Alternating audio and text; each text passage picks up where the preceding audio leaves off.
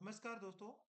दोस्तों UDID card जिसको अपन लोग दिव्यांग सर्टिफिकेट बोलते हैं वो बनाते हैं तो दोस्तों कुछ बहुत सारे इश्यूज आते हैं उसी के बारे में आज वीडियो में बात करने वाले हैं। तो दोस्तों अप्लाई कैसे करने हैं यूडीआईडी कार्ड वो ऑलरेडी मैंने हालांकि इस पे वीडियो बना चुका है मेरे चैनल पे। आप लोग यहाँ पे देख सकते हैं नीचे दोस्तों थोड़ा स्क्रॉल करते हैं। हालांकि मैं वीडियो का डिस्क्रिप्शन में लिंक भी दे दूंगा, आप लोग यहाँ पे पूरा वीडियो देख सकते हैं। लगभग मैंने 13-14 मिनट का वीडियो बना रखा है।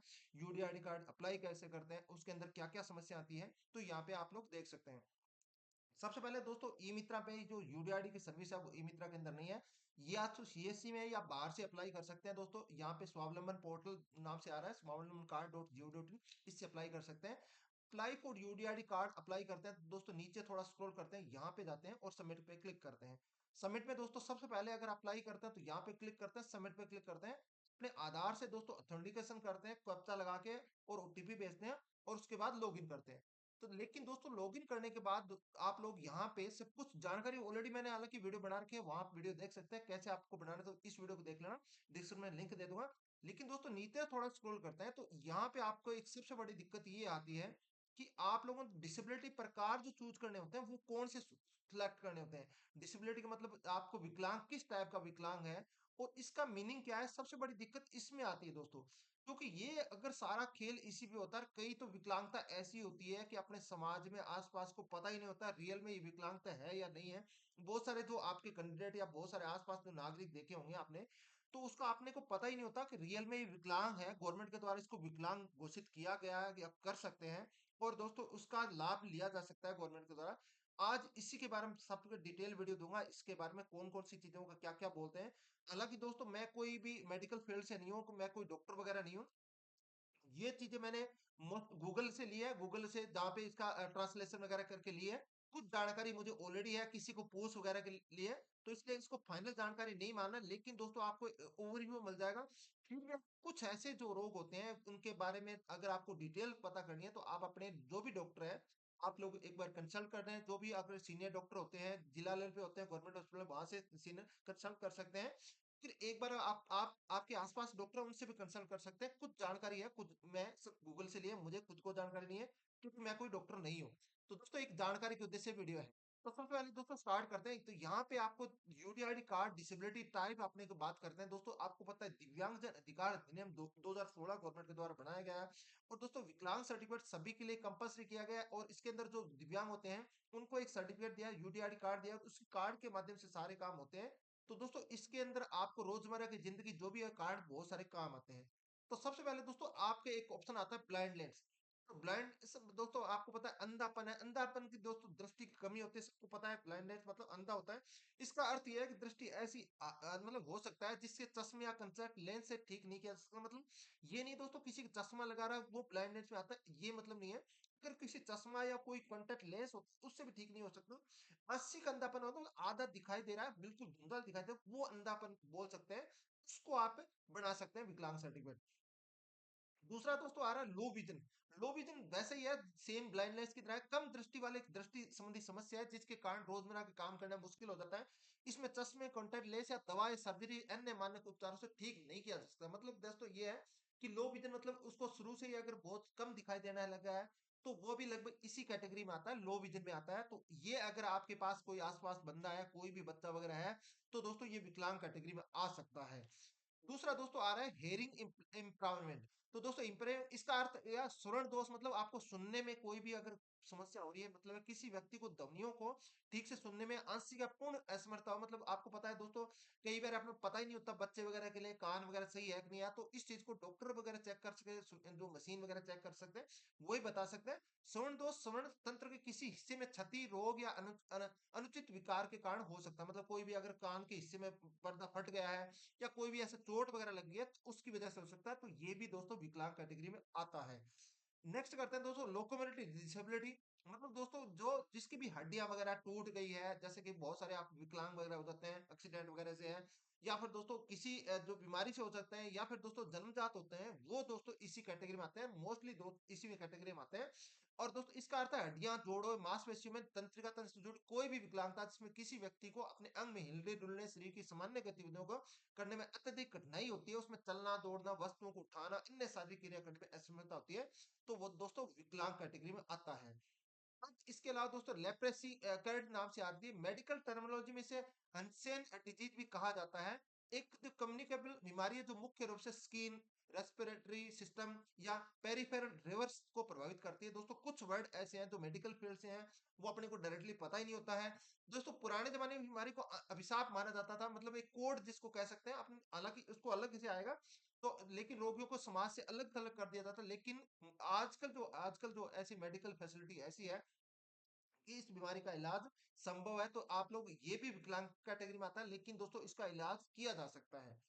अब इसके अलावा दोस्तों आपके आपके आ रहा है पेल्सी नाम से आ रहा है कि एक न्यूरोलॉजिक डिसऑर्डर होता है जो बच्चों को शारीरिक गति, चलने फिरने की क्षमता को प्रभावित करता है। सरप्लस शब्द का अर्थ है मस्तिष्क के दोनों हिस्सों में होता है, और पेल्सी शब्द का अर्थ है शारीरिक गति कमजोरी समस्या वगैरह से हो सकता है, एक तरह की विकलांगता है जिसमें बच्चों को वस्तु पकड़ने और चलने में समस्या हो सकती है। दोस्तों हालांकि मैं फिर बार बार आपको कह रहा हूँ कि इस चीज का ज्यादा मुझे भी ज्ञान नहीं है, तो आप लोग प्लीज अच्छे डॉक्टर से, गवर्नमेंट डॉक्टर जो भी है उनसे मिलना।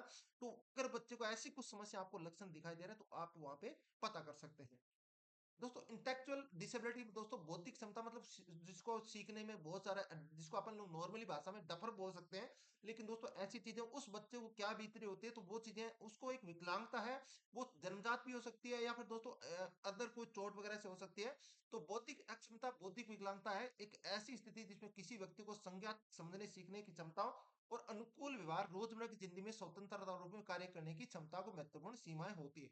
अगर आसपास बच्चा कोई ऐसा है, तो रियल में उसको कुछ भी नहीं बोलना है, उसको अच्छे डॉक्टर से दिखाना है, जो भी गवर्नमेंट हॉस्पिटल है वहां से दिखाना है, तो ये विकलांगता कैटेगरी में आता है। अगर वो डॉक्टर कहते हैं तो इसका इलाज भी हो सकता है, नहीं तो दोस्तों विकलांग कैटेगरी में इसको लाभ दिया जा सकता है। एक आ रहा है दोस्तों मेंटल इलनेस, मतलब दिमागी बीमारी कह सकते हैं दोस्तों, मानसिक बीमारी है, एक ऐसी स्वस्थ स्थिति जो व्यक्ति को सोच, भावना में व्यवहार को प्रभावित करती है, जिसमें परेशानी होती है और दैनिक जीवन कार्य करने में कठिनाई हो सकती है। दोस्तों ये ऐसी बीमारियां हैं जिससे समाज में अपने को पता ही नहीं चलता और स्वीकार्य होती है, और उनको दोस्तों अपन लोग क्या नॉर्मली व्यवहार में उसके साथ गलत करते हैं, उसको डफर बोल सकते हैं, मेंटली बोल सकते हैं, एक आम बोलचाल की चीजें हैं, लेकिन दोस्तों ये चीजें हैं रियल में उसके लिए गलत है। तो आप लोग इसको डॉक्टर को दिखा सकते हैं, ये चीजें उनके लिए उसका एक विकलांग कैटेगरी सर्टिफिकेट बन सकता है, उसको बहुत सारे गवर्नमेंट की तरफ से जो भी पेंशन वगैरह है उसका लाभ लिया जा सकता है। दोस्तों पार्किंसन डिजीज है, पार्किंसन डिजीज एक रोग, मानसिक मस्तिष्क का विकार है जो शरीर के अनियंत्रित गतियों जैसे कंपन, अकड़न, संतुलन में कठिनाई का कारण बनता है, या धीरे धीरे शुरू होता है और समय के साथ बढ़ता जाता है। मस्तिष्क में डोपामाइन नामक रसायन की कमी के कारण बीमारी होती है जो गति को नियंत्रण करने की मदद करती है। इसके लक्षणों में धीरे धीरे चलना, बोलना, नींद की समस्या, अवसाद और याददाश्त में कमी शामिल हो सकती है। मतलब दोस्तों ये है कि किसी का हाथ वगैरह हिलने लग जाता है टाइम के अकॉर्डिंग है, तो दोस्तों ये एक बीमारी है, इसका पार्किंसन नाम से, इसका इलाज भी हो सकता है, लेकिन दोस्तों वही डॉक्टर से, अच्छे से डॉक्टर से मिलिए, अगर वो बताता है कोई इलाज भी हो सकता है, नहीं तो दोस्तों ये विकलांग कैटेगरी में आती है।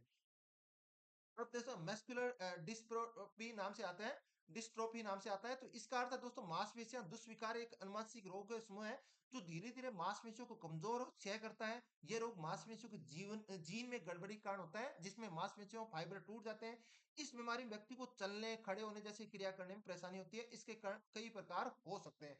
दोस्तों ऐसी अगर कोई भी है, किसी का मान लो मांसपेशियां कुछ अलग चीज हुआ, जैसे कुबड़ कह सकते हैं दोस्तों, उस टाइप की अगर है, तो वो भी दोस्तों विकलांग कैटेगरी में आता है।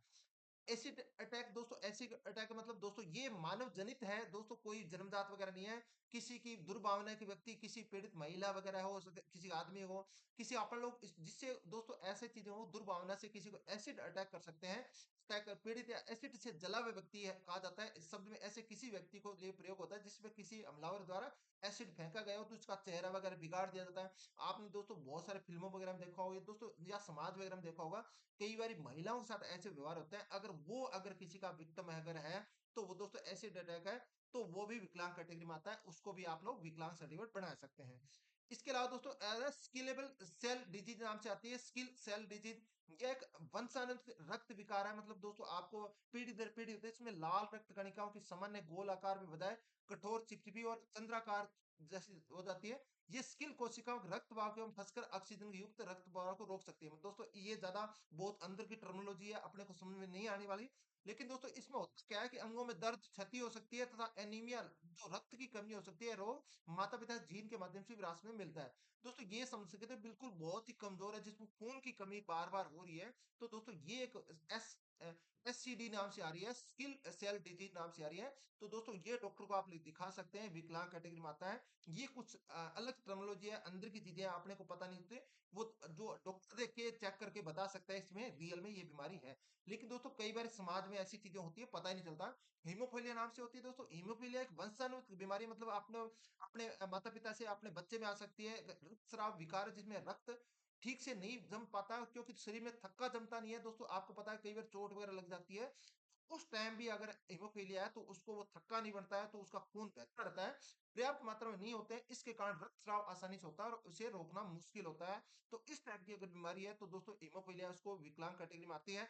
आप लोग अगर ऐसा कोई है तो उसको अच्छे डॉक्टर से दिखाएं, चेक करवाएं, जो भी अगर आपके जिले लेवल पे वगैरह हॉस्पिटल है वहां पे अच्छे डॉक्टर को दिखाएं, तो इसका भी इलाज पॉसिबल होता है। तो दोस्तों एक और आती है दोस्तों यहाँ पे, आप यहाँ पे एक स्पीच एंड लैंग्वेज डिसेबिलिटी, मतलब किसी को बोलने में जैसे हिलाना है। समाज में दोस्तों आपको पता है बहुत सारे बच्चे ऐसे मिल जाते हैं। स्पीच एंड लैंग्वेज का अर्थ होता है वाणी और भाषा में विकलांगता। एक ऐसी स्थिति है जहाँ व्यक्ति को प्रभावी ढंग से संवाद करने, यानी बात करने, समझने, लिखने, पढ़ने में कठिनाई होती है। इस वाणी शारीरिक क्रिया जैसे बोलने, हकलाना, स्पष्ट उच्चारण न कर पाना, भाषा शब्दों को समझना, प्रयोग वगैरह संबंधी होता है। दोस्तों किसी को अगर बच्चा अगर ऐसे समाज में है जिसको हकलाना वगैरह बोल सकता है, तो दोस्तों इस टाइप की कैटेगरी अगर है तो दोस्तों अच्छे डॉक्टर से जाएं, हो सकता है इलाज भी होता है। अगर इलाज नहीं होता तो दोस्तों विकलांग कैटेगरी में ये आता है, तो इसके किसी अच्छे डॉक्टर से जाएं। और सबसे पहले जो बच्चे हैं उनको चीजें आप लोग किसी को बता सकते हैं, क्योंकि दोस्तों समाज में पता ही नहीं होता कि रियल में विकलांगता कैटेगरी में आता है। एक और दोस्तों मल्टीपल सेलेसियो नाम से आ रहा, सेलेसिस एक पुरानी और अक्सर अक्षम करने वाली न्यूरोलॉजिक स्थिति है। मस्तिष्क, रीढ़ की हड्डी और ऑप्टिक नसों को केंद्रीय तंत्र का प्रभावित करती है। वह मस्तिष्क और शरीर के बाकी हिस्सों के बीच संचार को बाधित कर दे। मतलब दोस्तों कहने का मतलब दोस्तों ये है कि आपकी जो भी अगर मस्तिष्क है, रीढ़ की हड्डी जो मेन होती है, अपने पता है दो चीजें मेन है, अपना जो दिमाग है और रीढ़ की हड्डी मेन है, उन्हीं को प्रभावित करती है। तो इस टाइप की अगर कोई बीमारी अगर है तो आप लोग अच्छे डॉक्टर को दिखाएं, पहले पहले चेक करवा दें। अगर वो रियल में बताते हैं कि ये बीमारी है, तो दोस्तों ये विकलांग कैटेगरी में आती है। एक देखो स्पेसिफिक लर्निंग डिसेबिलिटी नाम से आती है दोस्तों। एक और बीमारी भी आती है, एक ये बीमारी है एक तंत्रिका विकासात्मक व्यवहार है, जो किसी व्यक्ति को मौखिक या लिखित भाषा को समझने या उसका प्रयोग करने की क्षमता को प्रभावित करती है। यह एक व्यक्ति के मस्तिष्क द्वारा सूचना को संसाधित करने के तरीकों को प्रभावित करती है, जिसमें पढ़ने, लिखने, वर्तनी, बोलने, गणितीय संख्या करने में, सोचने जैसी बुनियादी समस्याएं उसको हो सकती है। तो दोस्तों इस टाइप की अगर बीमारी है तो वो भी आप लोग चेक करवा सकते हैं अच्छे डॉक्टर को। अगर ऐसी कुछ है तो आप लोग चेक करवा सकते हैं। एक और होता है क्रोनिकल न्यूरोलॉजिक कंडीशन नाम से आती है दोस्तों। ये एक बीमारी है, इसका अर्थ है दीर्घकालिक तंत्रिका तंत्र विकार।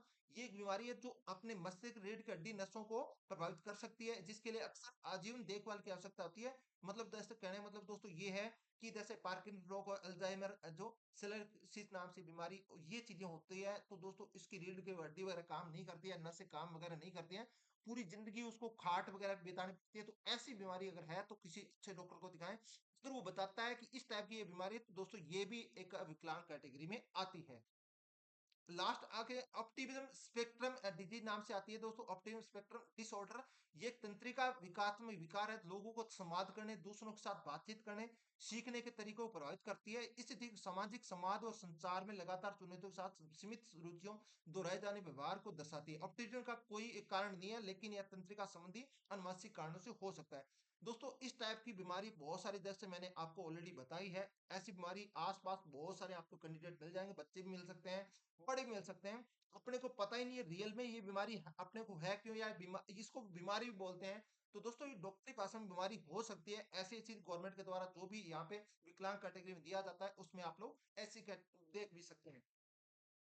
तो दोस्तों इसके अलावा दोस्तों एक और जो बीमारी आपको दिखाई दे रही या ड्वार्फी नाम से आ रही है, तो बोनापन कह सकते हैं, जिसको आप लोग अपने नॉर्मली भाषा में गांव वगैरह देहात में या फिर जो भी अपने आसपास के एरिया में दोस्तों जो बोनेपन होता है, मुख्य कारण अक्सर अनुवांशिक होता है, मतलब अपने माता पिता से होता है। पिट्यूटरी ग्रंथि से हार्मोन का कम स्राव या फिर दोस्तों विशिष्ट चिकित्सीय परिस्थिति में हो सकता है। थायराइड ग्रंथि की कमी शरीर के सामान्य विकास में बाधा डालती है दोस्तों। इसके बचपन में पोषण की कमी भी हो सकता है, या बहुत सारे कारण हो सकता है जिसकी वजह से दोस्तों बौनापन रह जाता है। और दोस्तों ये भी एक आपको विकलांग कैटेगरी में आता है। तो दोस्तों ये अगर आपको इतनी सारी मैंने बताई है दोस्तों, वीडियो अगर अच्छा लगा था वीडियो को लाइक कर देना, शेयर कर देना और सब्सक्राइब जरूर करना। तो दोस्तों इतनी सारी मैंने जो भी कैटेगरी आपको यहाँ पे बताई है, अगर आप लोग जब भी विकलांग सर्टिफिकेट अप्लाई करते हो, तो यहाँ पे दोस्तों अपने पास नॉर्मली अपन लोग क्या करते हैं दोस्तों, 2-3 बीमारियां करते हैं, लेकिन अपने आस-पास में, अपने समाज में दोस्तों ऐसी-ऐसी बीमारियां, जो भी बीमारी इनमें से मैंने ऑलरेडी बताई है, सारी चीजें बीमारी बताई है, अगर आस-पास कोई बच्चा, कोई महिला, कोई बुजुर्ग, कोई भी कुछ भी हो, तो दोस्तों इस बीमारी से ग्रसित है, एक बार जरूर उसका आप लोग रजिस्ट्रेशन करना है।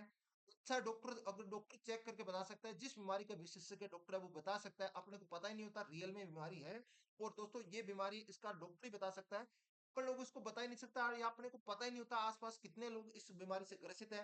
तो ऐसी ऐसी बीमारी है वो विशेषज्ञ डॉक्टर ही बता सकते हैं। तो इस चीज को आप लोग अगर थोड़ा सा जानकारी, आशा करता हूँ आपको थोड़ी सी जानकारी मुझे मिल आपको मिल गई होगी। हालाँकि दोस्तों मैं आपको बार-बार ये कह रहा हूँ, मैं कोई डॉक्टर नहीं हूँ, मैं एक मेडिकल फील्ड का स्टूडेंट वगैरह नहीं हूँ, मैं एक टेक्निकल फील्ड हूँ। लेकिन दोस्तों ये बार-बार आपके द्वारा पूछा जाता है, तो मुझे भी इस चीज़ का पता नहीं होता। लेकिन दोस्तों कुछ जानकारी मैंने किसी से प्राप्त की है, गूगल वगैरह से प्राप्त की है, बहुत सारी चीज़ें अलग-अलग प्राप्त करके आपको बताई है। अगर फिर भी इसमें कर सकते हो आप लोग, आस-पास अगर कोई बच्चा वगैरह, कोई महिला वगैरह मिलती है, तो ये चीज़ें सिलेक्ट कर सकते हो और उनका विकलांग सर्टिफिकेट बना सकते हो, ताकि वो मुख्य धारा में जो भी अगर उनको पेंशन वगैरह मिल सकती है, क्योंकि दोस्तों विकलांगता एक अभिशाप कह सकते हैं, गवर्नमेंट जो अपने नॉर्मली भाषा में अपने समाज में एक अभिशाप हो सकता है, क्योंकि दोस्तों उसको क्या है कि दूसरे के साथ में एक अटैच रहना होता है, कि वो खुद नहीं कर पाता।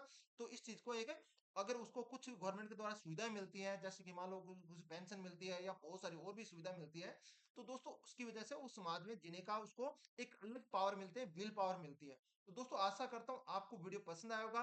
वीडियो अगर अच्छा लगे, प्लीज वीडियो को लाइक कर देना है, शेयर कर देना है और चैनल को सब्सक्राइब जरूर करना है। दोस्तों विकलांग सर्टिफिकेट कैसे बनता है, ऑलरेडी हालांकि मैंने वीडियो बना रखे, इसी वीडियो को डिस्क्रिप्शन में लिंक में वहां पे दे दूंगा। थैंक यू दोस्तों, गुड बाय।